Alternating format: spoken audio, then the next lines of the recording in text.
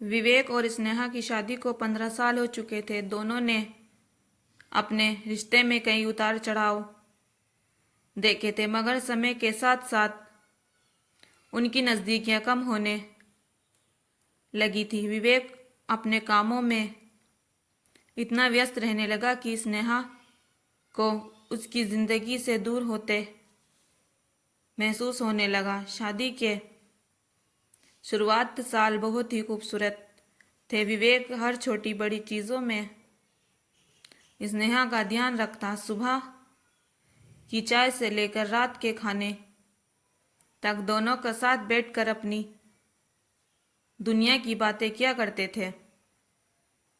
मगर वक्त के साथ साथ विवेक की जिम्मेदारियां बढ़ती गई और काम का बोझ इतना बढ़ गया कि वे घर पर कम समय देने लगा। स्नेहा को याद था जब वह विवेक पहली बार उससे बारिश में भिगोने से बचाने के लिए खुद भीग गया था।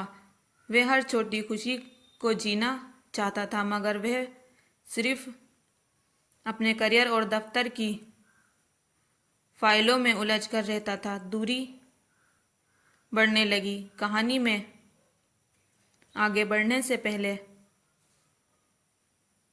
हमारे चैनल को सब्सक्राइब कीजिए। Thank you.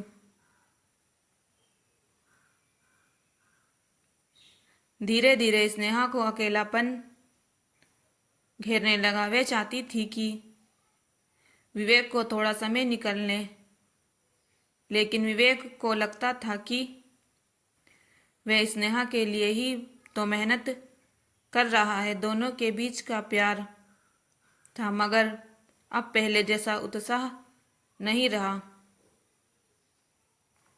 एक दिन स्नेहा ने विवेक से कहा, विवेक, क्या हम पहले जैसे नहीं हो सकते? तुम मुझे अब पहले जैसा प्यार नहीं करते। विवेक ने मुस्कुराकर कहा, ऐसा कुछ नहीं है स्नेहा, बस काम बहुत बढ़ गया, लेकिन मैं तुम्हें बहुत प्यार करता हूँ। स्नेहा चुप रह गई, मगर उसके दिल में एक खालीपन था। वह जानती थी कि विवेक उसे प्यार करता है, लेकिन अब वही प्यार सिर्फ शब्दों में रह गया था, एहसासों में नहीं। फिर एक दिन कुछ ऐसा हुआ जिसने दोनों की जिंदगी बदल दी। विवेक ऑफिस में था जब उसे एक फोन आया। फोन उठाते ही उसकी आवाज कपकपाने लगी। अस्पताल से कॉल आई, आपकी पत्नी का एक्सीडेंट हो गया है,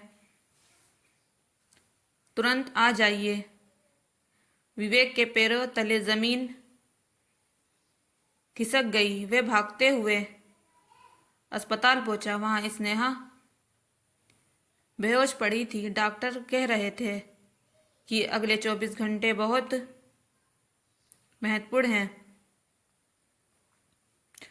उसके कपकाते हाथों ने स्नेहा का हाथ पकड़ा और पहली बार एहसास हुआ कि वह कितनी बड़ी गलती कर चुका था। काम के पीछे भागते भागते उसने अपनी जिंदगी का सबसे अनमोल हिस्सा खो दिया था। उसने स्नेहा के माथे को चूमा और फूट फूट कर रोने लगा।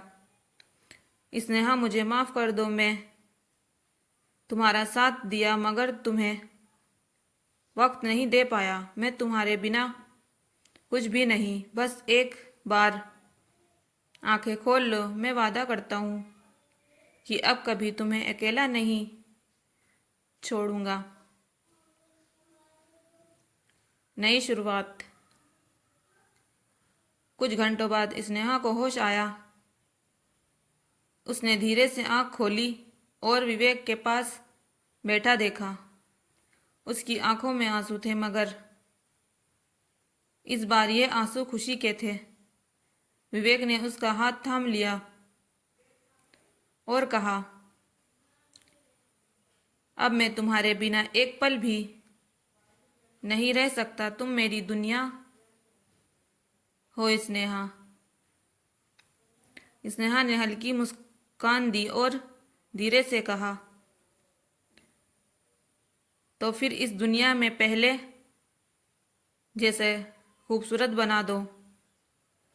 उस दिन के बाद विवेक ने अपने जीवन को बदलने का फैसला कर लिया।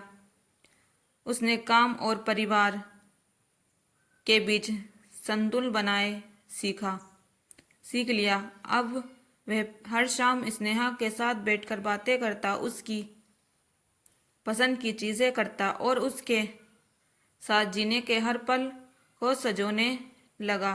स्नेहा का एक्सीडेंट ने विवेक को एहसास करा दिया कि प्यार सिर्फ कहने से नहीं, निभाने से होता है। और जब इंसान को अपने को खोने का हर सताने लगे, तभी उसे समझ आता है कि असली खुशी कामयाबी में नहीं, अपनों के साथ बिताए पलों में होती है। प्यार को सिर्फ महसूस करना ही काफी नहीं होता, उसे जताना भी जरूरी होता है। वक्त रहते अपने की कदर करो, क्योंकि जब वह दूर हो जाता है तब एहसास होता है कि असली खुशी उनके साथ थी।